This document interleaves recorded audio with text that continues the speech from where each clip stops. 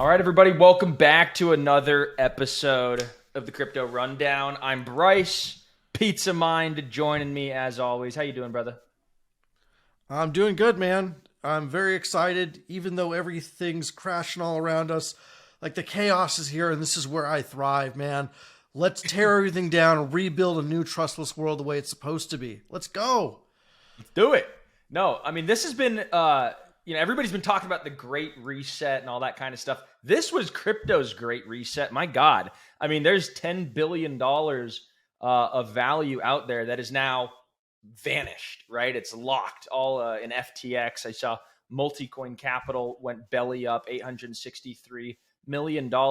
Shout out to them. They've been doing a lot of good work, and I like those guys, but I feel really bad because, reports said that was about 50 to 55% of the fund that they had on FTX that's now lost. And so, I mean, if you just think that's just one story, one instance of many, many, many different stories like that all around the world that are taking place, that people just can't get their money out, whether you're an individual or a big fund, or I even heard the Ontario Teachers Pension Plan was an investor in FTX in their equity, and they went, right? Like, they don't have hold on. money. Since when do we feel sorry for the richest people in the world losing a little bit of money, as they've sized their positions probably like 1% to 2% anyway? Yeah, I don't feel bad for them at all. Fuck them.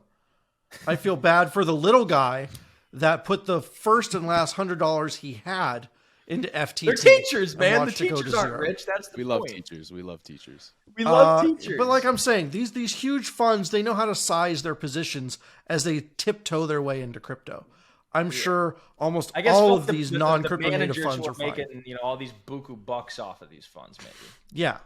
Well, speaking of fuck billionaires and all the big guys, have you guys seen the Bitboy versus Kevin O'Leary Twitter off absolute showdown? I've seen a little bit of it. I'm not fully apprised. I see them going back and forth on Twitter. A little bit of, are you going to show us a little something? Yeah. So this is literally yesterday. Bitboy is with his family at the Falcons game.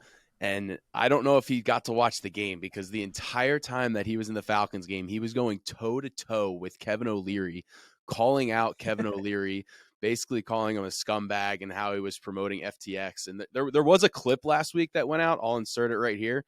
If SPF knocked on your door again and said, look, I failed in my last venture. I have a new crypto venture. I need money. Would you back him? The answer would be yes.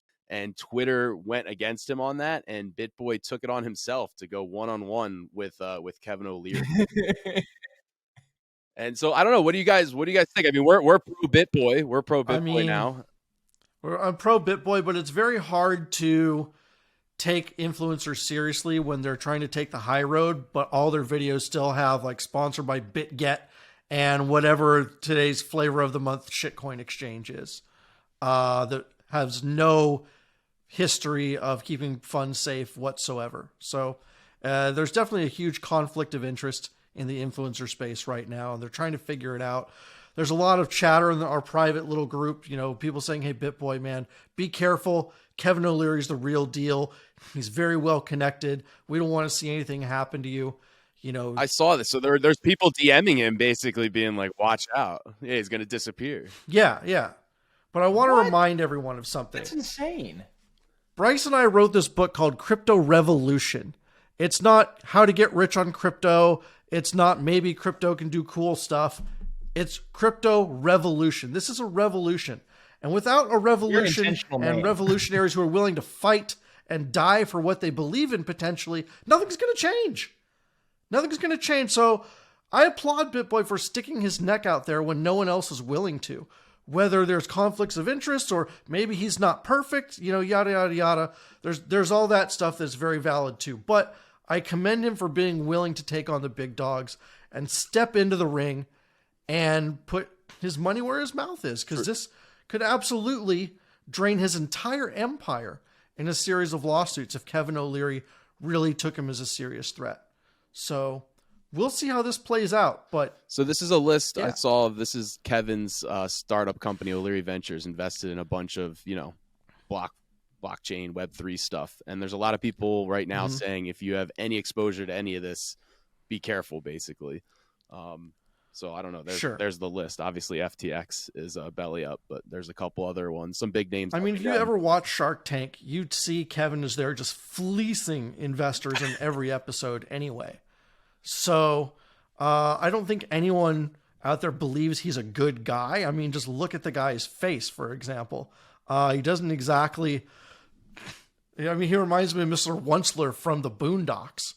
I mean, that has to be who that character is based on. So yeah, I mean, what's funny though is just BitBoy just finds like a new enemy every day. And it shows, I mean, there's that many scumbags out there. That's true. But he can't take on this fight alone. So who's going to step up and help? But really, like, other than slinging mud and exposing the truth, like, these people don't live righteous, virtuous lives anyway. So what if the truth comes out? Then what? Then what? That's the answer that I don't have. I don't know. I guess I'm an eternal optimist, and so I always try and see the best in people. That's how you and I are still partners. So is he accusing Kevin O'Leary of being a murderer? Like, I'm confused. Like, what is all this? I think so. I don't know where that came from, but I missed that story. But yeah, it's in there. Yeah, something about a boating accident, or oh yeah, that's something that happened. So it was Kevin O'Leary's wife. BitBoy's claiming that Kevin O'Leary's wife took the fall. So the O'Leary family was out on their boat, and it sadly hit another boat, and somebody did die. And the official documents were stating that Mrs. O'Leary at the time was driving the boat. I don't know. Okay, I don't. What billionaire hasn't killed one or two people? If we're on the Shark Tank theme, I wanted to get your guys' thought. This is the Big Tech Alert bot Twitter. Okay, let's see it. And it was tracking Mark Cuban unfollowing a ton of crypto / Web3 Twitter. Yeah, I saw that. And so people, yeah, again, another capitulation that really kind of marks another bottom bingo box. Yep, it's going through. He's putting his nail in the coffin for Serum and Solana and all these things. He's done. He's over it. He's come to crypto. He lost all of his money and he's leaving. He's out. I think he's got a lot more, but yeah, man, it's funny. I actually have 2 degrees of separation away from Mark Cuban. He should have just called up Tower 18 and put his money there and he'd be fine. So yeah, I thought that was interesting. The last thing that I have during all this negativity, the crypto world's burning. Everybody's running for the hills. And 6 weeks ago, something to laugh about, Tebow. Right. Well, 6 weeks ago, Jamie Dimon came out, and I was memeing this. Was Jamie Dimon was so anti-crypto, right? Anti-crypto, Bitcoin's a scam, Ponzi, that whole stuff. Then all this stuff happens, FTX, all that. And in the midst of that, today, just off the wire today, JP Morgan registers a trademark on their crypto wallet. So it gone through. It's a government legit patent, and it's for JP Morgan getting into the crypto space. So I don't know. It's like the triple option. It's the triple option here. Jamie Dimon's pulling the ball, and maybe it's an option. Right, it's an option for somebody to do, and this is actually a Jamie Dimon quote that he said. He goes, "That's what I love about markets. It's disagreement, right? Because 2 people saying the same thing doesn't give you a market." So he goes, "I think crypto is a scam. I don't believe it, but other people don't think it's a scam. People want it, right? So there's a disagreement. So the price is going to get bid up, or it's going to get sold down." Based on those 2 differing opinions, right? If everybody agreed on something, there would be no market, right? And so, they're building this product because some of their clients want a crypto wallet, and whether it's an institutional level or whether it's, going to be some type of model for the central bank digital currency.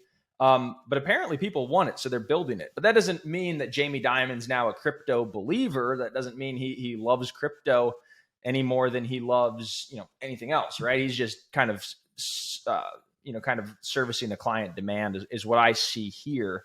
Yeah. Yeah, and that's exactly right. I mean, we saw in 2018 in that bear market, Bank of America filed like 2,000 different patents for blockchain. I think they have the most blockchain patents of anyone in the world.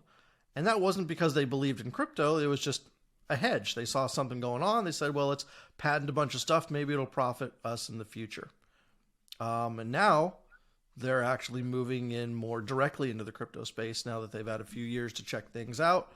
And I think that every big major US bank and major bank around the world will have some sort of crypto offering, even if it's just custody, sometime in the next 6 to 12 months. So watch what they do, not what they say. Good point. All right, to close us out for a laugh, here's a video in the Bahamas of Sam Bankman-Fried running. Where do you think Sam Bankman-Fried's running? Where's he going? Oh, I saw. See, that's like a grainy video, like a Bigfoot or something. Like, we all know Sam Bankman-Fried doesn't run. Well, he looks like the guy. Everybody had that. There was one person in high school with the oversized backpack who sprinted down the hall. Yes, There's always one. exactly.